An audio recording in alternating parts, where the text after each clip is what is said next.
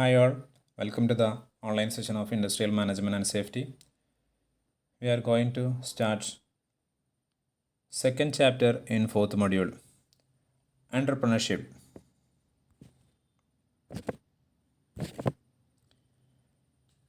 എന്താണ് എൻ്റർപ്രണർ അല്ലെങ്കിൽ എൻ്റർപ്രണർഷിപ്പ് എന്ന് പറഞ്ഞു കഴിഞ്ഞാൽ ഇതൊരു ഫ്രഞ്ച് വേർഡിൽ നിന്ന് വന്നിട്ടുള്ള വേർഡാണ് എൻ്റർപ്രണർ എന്നുള്ളത്. എന്താണ് അതിൻ്റെ ഡെഫിനിഷൻ അല്ലെങ്കിൽ അതിൻ്റെ മീനിങ്? ആസ് ആൻ ഇന്നോവേറ്റർ അല്ലെങ്കിൽ A risk taker an organisation builder. ശരിക്കും പറയുകയാണെങ്കിൽ ഇത് മൂന്നും കൂടെ ഇന്നോവേറ്ററാണ്, റിസ്ക് ടേക്കറാണ്, ഓർഗനൈസേഷൻ ബിൽഡറാണ്. ഇത് മൂന്നും കൂടെ കൂടിയതാണ് ഒരു എൻ്റർപ്രണർ എന്നുള്ളത്. Entrepreneur is one who organises, manages and assume the risk of the enterprise. Organise ചെയ്യണം, മാനേജ് ചെയ്യുന്നുണ്ട്, അതുപോലെ എൻ്റർപ്രൈസിലെ റിസ്ക്കുകൾ അസ്യൂം ചെയ്തിട്ട് വർക്ക് ചെയ്യാണ്. ഇന്ത്യയിലെ ബിഗ് എൻ്റർപ്രണേഴ്സിൻ്റെ എക്സാമ്പിളാണ് ടാറ്റ, ബിർള, ബജാജ്, അംബാനി എക്സെട്ര. ഇനി എന്താണ് entrepreneurship? Entrepreneurship is doing new things or doing thing that are already being done in A new വേ. ഒന്നെങ്കിൽ പുതുതായിട്ട് നമ്മൾ എന്തെങ്കിലും ചെയ്യുക, അല്ലാന്നുണ്ടെങ്കിൽ ഇതുവരെ ചെയ്തുകൊണ്ടിരിക്കുന്നത് ഒരു പുതിയ രീതിയിൽ നമ്മൾ ചെയ്യുന്നതിനാണ് എൻ്റർപ്രണർഷിപ്പ് എന്ന് പറയുന്നത്. Entrepreneurship is a purposeful activity in promoting and maintaining economic development for the production and distribution of wealth. Profile of an entrepreneur. Profile of an entrepreneur എന്ന് ഉദ്ദേശിക്കുന്നത് ധാരാളം സക്സസ്ഫുൾ ആയിട്ടുള്ള എൻ്റർപ്രണേഴ്സ് ഉണ്ട് നമ്മുടെ രാജ്യത്തും പുറത്തുമൊക്കെ ആയിട്ട്. ഇപ്പോൾ ധീരുഭായ് അംബാനി, റിലയൻസ്, അസിം പ്രേംജി വിപ്രോയുടെ, അതുപോലെ നാരായണമൂർത്തി ഇൻഫോസിസ്, അങ്ങനെ ധാരാളം എസ്റ്റാബ്ലിഷ്ഡ് ആയിട്ടുള്ള ഈ ബിസിനസ്സുകളുണ്ട്. അവർക്കൊക്കെ അവർ സക്സസ് ആയതിൻ്റെ പിന്നിൽ കുറേ ക്യാരക്ടറിസ്റ്റിക്സ് ഉണ്ട്. ആ ക്യാരക്ടറിസ്റ്റിക്സിനെയാണ് നമ്മൾ പ്രൊഫൈൽ ഓഫ് ആൻ എൻ്റർപ്രണർ എന്ന് പറയുന്നത്. അതിൽ ഓരോന്നായിട്ട് നമുക്ക് നോക്കാം. Hard work. നമുക്കറിയാം ഏതൊരു വിജയത്തിൻ്റെയും പിന്നിൽ ഒരാളുടെ അല്ലെങ്കിൽ ഒരു ടീമിൻ്റെ ഹാർഡ് വർക്ക് ഉണ്ടാവും. ഈ എൻ്റർപ്രണറുടെ ഹാർഡ് വർക്ക് ആയിരിക്കും ഇതിലെ വിജയത്തിന്. Willingness to hard work distinguishes a successful entrepreneur from a unsuccessful one. അൺസക്സസ്ഫുള്ളിൽ നിന്ന് സക്സസ്ഫുള്ളാക്കി വേർതിരിക്കുന്നത് ഹാർഡ് വർക്കാണ്. Desire for the high achievement. കാരണം നമുക്ക് ഭയങ്കര അച്ചീവ്മെൻറ്റ്, കാരണം ഉയർന്ന ലക്ഷ്യങ്ങളുണ്ടാവണം. അല്ലാതെ നമ്മൾ ഒരു ബിസിനസ് തുടങ്ങി നമുക്കിങ്ങനെ കഴിഞ്ഞു പോവാം, അല്ലെങ്കിൽ ഇങ്ങനെ തട്ടിമുട്ടി ജീവിക്കുക, അങ്ങനെ അല്ലെങ്കിൽ ഒത്തുപോകുന്നുണ്ട്, അങ്ങനെയല്ല. നമുക്ക് ഉയർന്ന ചിന്ത വേണം, ഉയർന്ന ലക്ഷ്യം വേണം, ഹൈ ഗോൾസ് ബിസിനസ്സിൽ. അത് എത്തിപ്പിടിക്കാനുള്ള ശ്രമം ഉണ്ടാവണം. Highly optimistic. നമുക്ക് നല്ല ശുഭാപ്തി വിശ്വാസം, ഇത് വിജയിക്കും. എപ്പോഴും പോസിറ്റീവ് മൈൻഡോടെ എല്ലാ കാര്യത്തിനെയും കാണാം. ഇൻഡിപെൻഡൻസ് എന്ന് പറഞ്ഞാൽ നമുക്ക് സ്വതന്ത്രമായിട്ട് തീരുമാനമെടുക്കാൻ കഴിയണം. വേറൊരാൾ ഗൈഡ് ചെയ്ത് അയാൾ പറയുന്നത് കേൾക്കുക, അതല്ല. നമ്മളാണ് ഡിസൈഡ് ചെയ്യേണ്ടത്, നമ്മളാണ് ബിസിനസ് നടത്തുന്നത്. ആ ഡിസിഷന് ലാഗ് ഉണ്ടാകാൻ പാടില്ല, ഡിസിഷൻ ഇങ്ങനെ ചാഞ്ചാടാൻ പാടില്ല. നമ്മളായിരിക്കണം തീരുമാനം, വേറൊരാൾക്കും വേണ്ടിയിട്ട് ഇത് കൊടുക്കുക. സ്വതന്ത്രമായിട്ട് ഫോർസൈറ്റ്, ദീർഘദൃഷ്ടി. നമ്മൾ ഒരു എൻ്റർപ്രണർക്ക് ഉണ്ടായിരിക്കേണ്ട ഏറ്റവും വലിയതാണ്. കാരണം വരാൻ പോകുന്ന മാർക്കറ്റ്, അല്ലെങ്കിൽ കസ്റ്റമറിൻ്റെ ആറ്റിറ്റ്യൂഡ്, അവരുടെ ടേസ്റ്റ്, ടെക്നോളജിക്കൽ ഡെവലപ്മെൻറ്റ്, പുതിയ ടെക്നോളജി ഇന്നത് വരാനുണ്ട്. അപ്പോൾ അതൊക്കെ മുൻകൂട്ടി കണ്ടുകൊണ്ട് ആണ് ബിസിനസ് നടത്തേണ്ടത്. ഇനി ഗുഡ് ഓർഗനൈസർ. നമുക്ക് ധാരാളം റിസോഴ്സസ് ആവശ്യമുണ്ട്. ഈ റിസോഴ്സ് എല്ലാം പല ഡിഫറെൻ്റ് ഓണേഴ്സാണ് അത് എല്ലാം. കാരണം പലയിടത്തും നമുക്ക് റോ മെറ്റീരിയലായിട്ടും മെഷീനറി ആയിട്ടും പല ആളുകളായിട്ട് ഇത് ചെയ്യേണ്ടി വരും. അപ്പോൾ ഇതെല്ലാം നമ്മൾ കറക്റ്റായിട്ട് മാനേജ് ചെയ്യണം, അതാണ്, അല്ലെങ്കിൽ ഓർഗനൈസ് ചെയ്യണം. അതാണ് ഒരു എൻ്റർപ്രണർക്ക് ഉണ്ടായിരിക്കേണ്ട ഒരു കഴിവ്. ഇന്നോവേറ്റീവ്.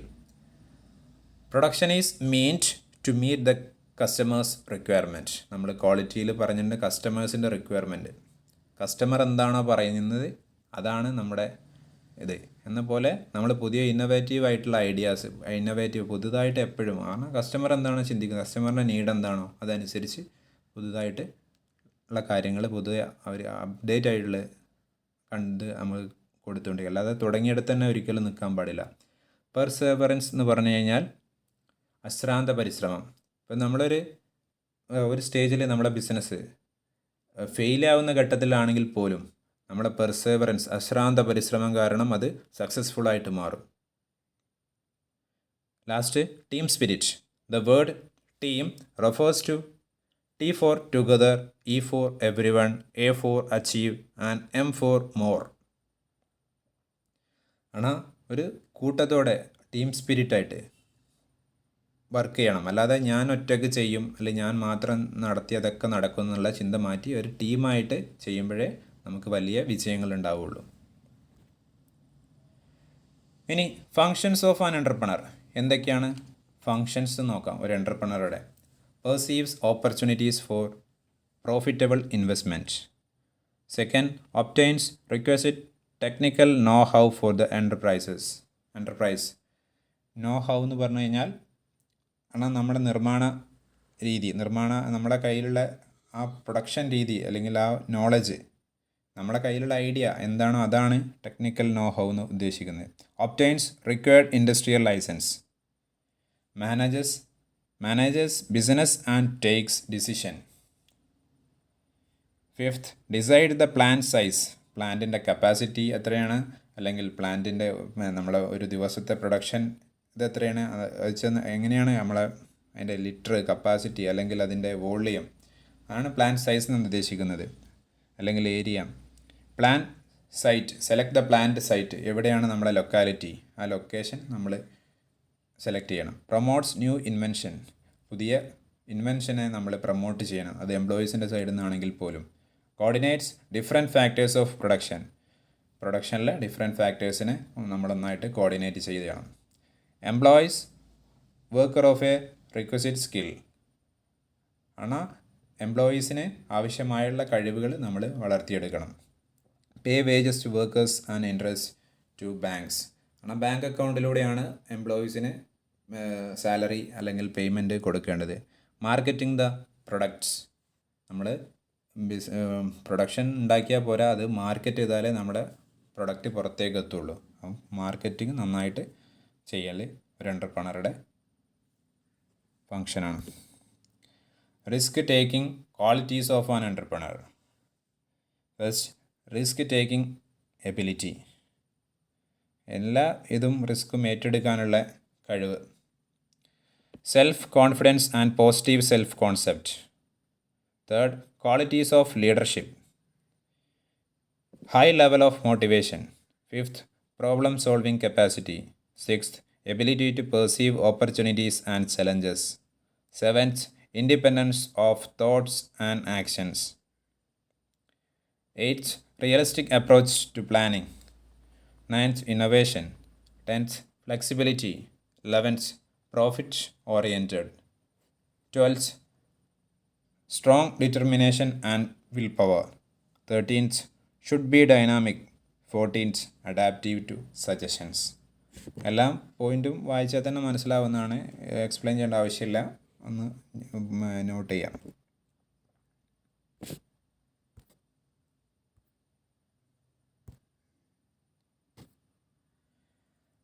Student entrepreneur. ഒരു കോഴ്സ് കഴിഞ്ഞ് ഒരു സ്റ്റുഡൻറ്റിന് കരിയറിൽ 2 ഓപ്ഷനാണുള്ളത്. ഒന്ന് വേജ് എംപ്ലോയ്മെൻറ്റും മറ്റൊന്ന് സെൽഫ് എംപ്ലോയ്മെൻറ്റും. വേജ് എംപ്ലോയ്മെൻ്റ് എന്ന് പറഞ്ഞു കഴിഞ്ഞാൽ പബ്ലിക് സെക്ടറിലോ ഗവൺമെൻറ്റിലോ അല്ലെങ്കിൽ പ്രൈവറ്റ് സെക്ടറിലോ ഒരു ഫിക്സഡ് സാലറിക്ക് ആൾ വർക്ക് ചെയ്യും.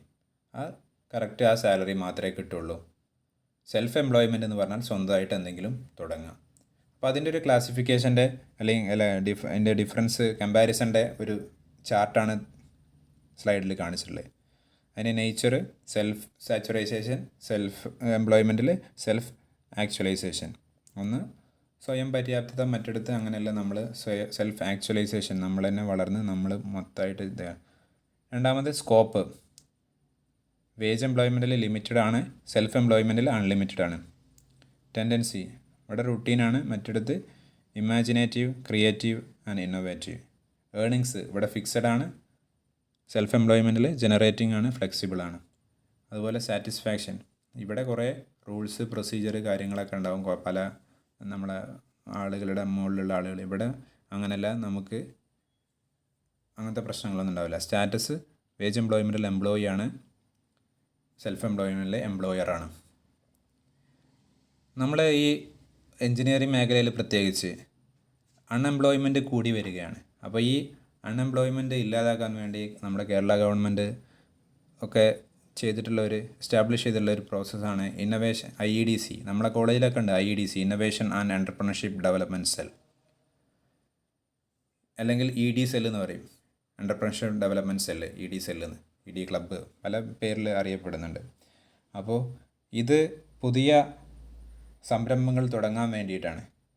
അതുമാത്രമല്ല, സെപ്റ്റംബർ 12 സ്റ്റേറ്റിൽ എൻ്റർപ്രണർഷിപ്പ് ഡേ ആയിട്ട് ആഘോഷിക്കുന്നുണ്ട്. അതുപോലെ എല്ലാ യൂണിവേഴ്സിറ്റിയിലും 5% ഗ്രേസ് മാർക്ക് ഉണ്ട്. അതുപോലെ 20% അറ്റൻഡൻസ് ഉണ്ട്. പിന്നെ ഒരു വുമൺ എൻ്റർപ്രണർ അല്ലെങ്കിൽ വുമൺ ഉണ്ടായിരിക്കണം നമ്മുടെ ഓരോ ടീമിലും. അതും കൂടെ ഒരു സ്ത്രീ ശാക്തീകരണത്തിൻ്റെ ഭാഗമായിട്ട് ഇതിൽ ആഡ് ചെയ്തിട്ടുണ്ട്.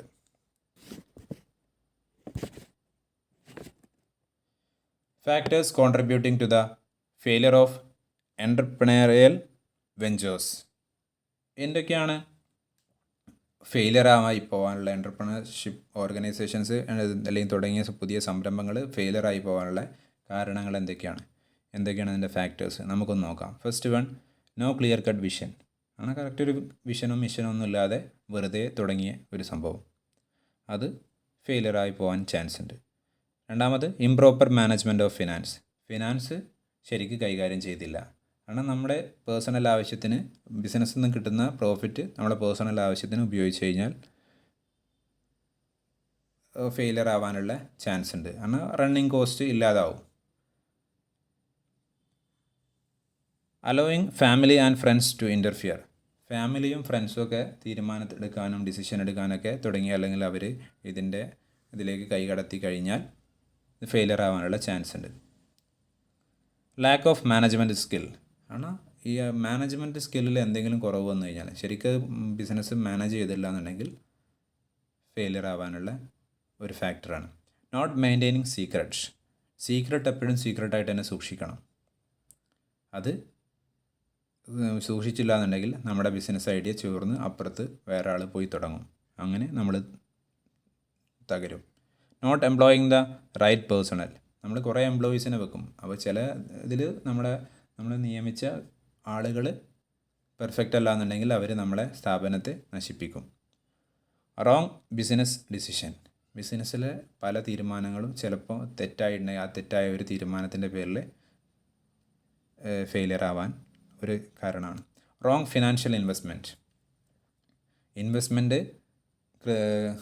തെറ്റായ ഒരു ഇൻവെസ്റ്റ്മെൻറ്റ്. അപ്പം നമുക്ക് നല്ല ബാധ്യത ആവുന്ന തരത്തിൽ ലോണോ മറ്റ് ഇതൊന്നോ അല്ലെങ്കിൽ കുറേ പാർട്ട്നേഴ്സിനെ, ഷെയർ ഹോൾഡേഴ്സിനെ നമ്മൾ വെക്കുക, എന്തെങ്കിലുമൊക്കെ ചെയ്ത് കഴിഞ്ഞാൽ നമുക്കൊരു ബാധ്യത ആവുന്ന തരത്തിൽ അതായിക്കഴിഞ്ഞാൽ ആ ഇൻവെസ്റ്റ്മെൻറ്റ് നമ്മുടെ ബിസിനസ് നമ്മൾ ഒരു ബാധ്യതയായി മാറും. അങ്ങനെ നമുക്ക് പൂട്ടേണ്ടി വരും.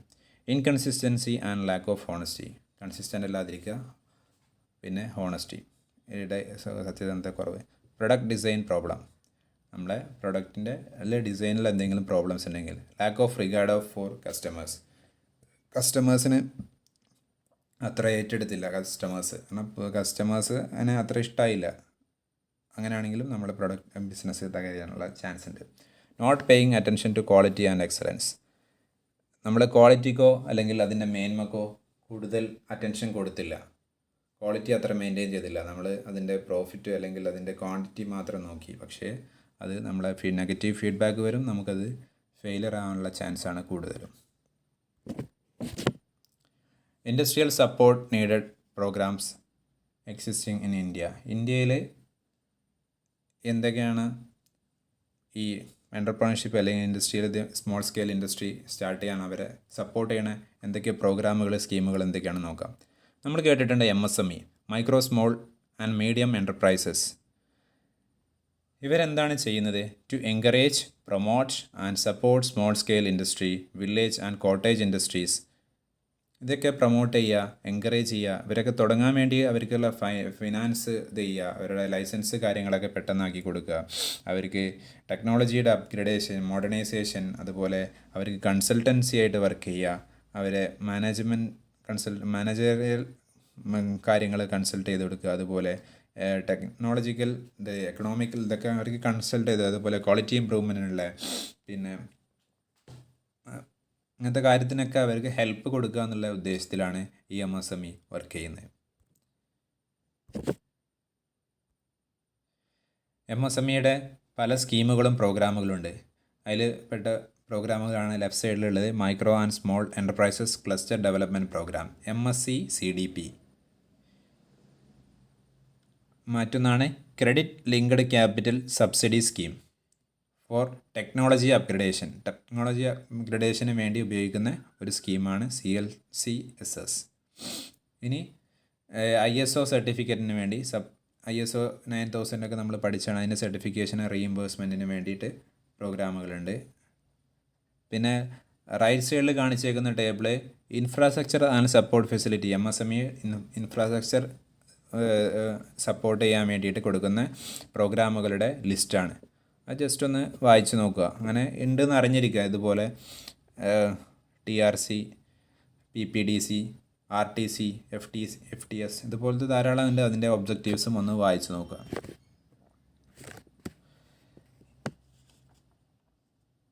ഇനി ഇതിന് ടെക്നോളജിക്കൽ അല്ലെങ്കിൽ ഇന്നോവേഷൻ പ്രോഗ്രാം കൊടുക്കുന്ന ടീമുണ്ട്. അതിൽ പെട്ട ഒരു ഇതാണ് national science and technology entrepreneurship development board, NSTEDB. അവർ കൊടുക്കുന്ന ആക്ടിവിറ്റിയും അവരുടെ ഇതിൻ്റെ അല്ലെങ്കിൽ പ്രോഗ്രാം, അതിൻ്റെ സ്കീം, അതിൻ്റെ ആക്ടിവിറ്റിയുടെയും അതിൻ്റെ ഒബ്ജക്റ്റീവിൻ്റെയും ടേബിളാണ് കൊടുത്തിട്ടുള്ളത്. ഒന്ന് just technological business incubators, TBI നിങ്ങൾ കേട്ടിട്ടുണ്ടാവും. TBI incubators പലയിടത്തുണ്ടാവും. TBI നമുക്ക് പുതുതായിട്ട് ഒരു പരീക്ഷണശാല എന്നുള്ള നിലയ്ക്ക് അവിടെ പോയിട്ട് ഇൻക്യുബേറ്റേഴ്സ് പലയിടത്തും എല്ലാ സ്ഥാപനങ്ങളും ഇപ്പോൾ തുടങ്ങുന്നുണ്ട്. To provide infrastructural and support facility to startup enterprises. പുതിയതായിട്ട് തുടങ്ങുന്ന സ്റ്റാർട്ടപ്പുകൾക്ക് വേണ്ടിയിട്ട് ഉള്ളതാണ് ഈ TBIകൾ.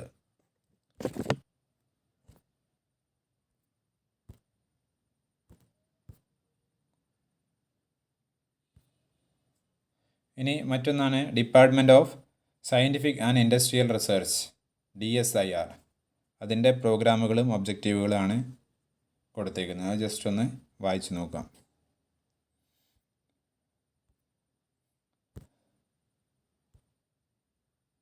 ഇനി കേരളത്തിൽ എന്തൊക്കെയാണ് ഇൻഡസ്ട്രിയൽ സപ്പോർട്ടിന് വേണ്ടിയിട്ട് ഉള്ളതെന്ന് നോക്കാം.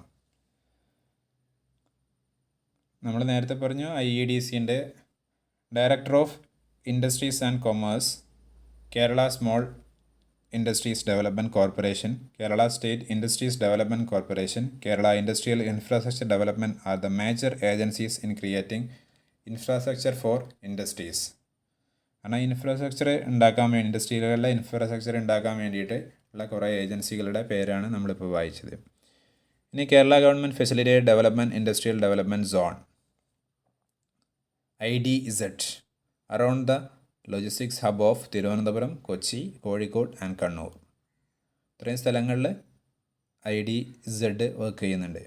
The MSME play an important role in the balanced and holistic industrial development of the state. അതെല്ലാം MSMEയുടെ അണ്ടറിൽ തന്നെയാണ് ഇതെല്ലാം വർക്ക് ചെയ്യുന്നത്. MSME ആണ് നമ്മുടെ സെൻട്രലി, അതിൻ്റെ അണ്ടറിൽ നമ്മൾ കേരളത്തിൽ പല വിങ്ങുകൾ ഉണ്ടാക്കി അല്ലെങ്കിൽ പ്രോഗ്രാമുകൾ കണ്ടക്ട് ചെയ്യുന്നതെന്ന് മാത്രം. അപ്പോൾ ഇത്രയാണ് ഡിസ്കസ് ചെയ്യാനുള്ളത്. ഇനി സ്മോൾ സ്കെയിൽ ഇൻഡസ്ട്രി തുടങ്ങാനുള്ള അതിൻ്റെ പ്രൊസീജിയർ, അതിൻ്റെ സ്റ്റെപ്പുകൾ, കാര്യങ്ങളൊക്കെയാണ്. അപ്പോൾ ഓക്കെ, താങ്ക് യു.